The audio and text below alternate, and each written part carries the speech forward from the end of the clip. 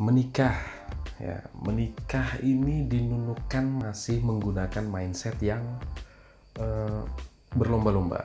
Sebagai seorang laki-laki itu udah siap mental, udah siap fisik juga, udah siap lahir dan batin juga.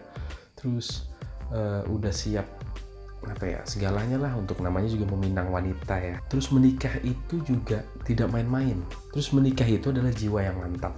Jadi nggak sembarang untuk bisa melakukan pernikahan ya, bukan mainan nih. Dan yang paling penting adalah nikah itu adalah sekali seumur hidup. Dalam circle tertentu mereka biasanya saling berlomba tapi tanpa diketahui gitu. Gimana ya? Saling berlomba tapi tidak saling nggak secara langsung gitu.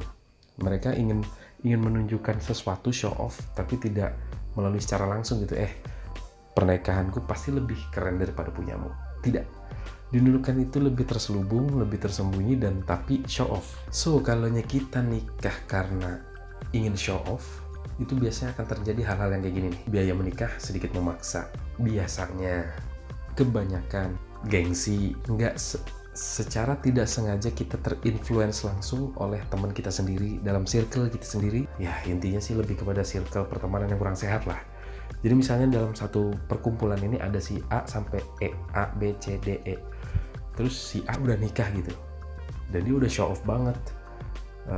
Bridal showernya, terus ya bridesmaidnya kayak gitu.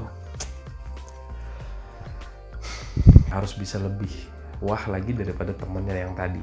Terus gini, dalam nikah itu juga nggak sembarang loh. Kita tuh harus nyiapin banyak persiapan yang matang banget lah.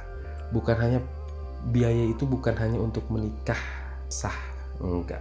Jadi biasanya nih biaya pernikahan ini kan udah terhitung ini ya. Biasanya permintaan dari mempelai wanita mungkin atau panaik, terus wedding organizer, wedding designer, pre-wedding, undangan, makanan, seremonialnya.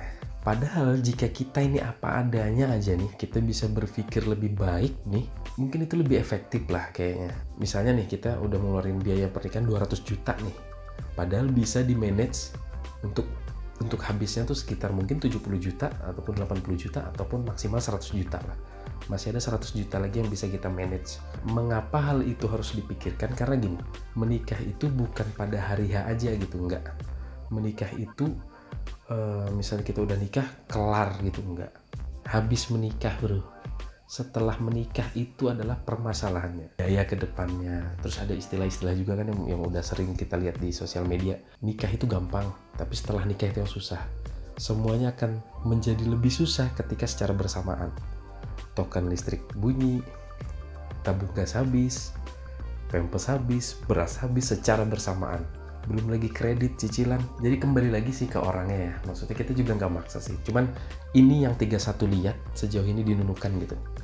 Kembali lagi ke orang-orangnya gitu. Kalau emang pengen menghamburkan uang ya silahkan juga sih, nggak masalah juga. Cuman 31 tuh ngelihatnya kayak gitu tuh. Makin kesini kitanya kayak makin balapan terhadap gengsi gitu. Di tengah circle kita sendiri. Yang penting tuh ada 3 syarat sih sebenarnya, yang kita mampu, kita mau, kita siap. Terus yang paling penting kalau nggak mampu nggak usah dipaksain. Sekali lagi, menikah itu sekali seumur hidup. Setelah menikah adalah PR terberat untuk kita semuanya yang udah menikah. Bagi yang belum menikah, pikirin ini deh matang-matang. Saya Hendy 31, ciao.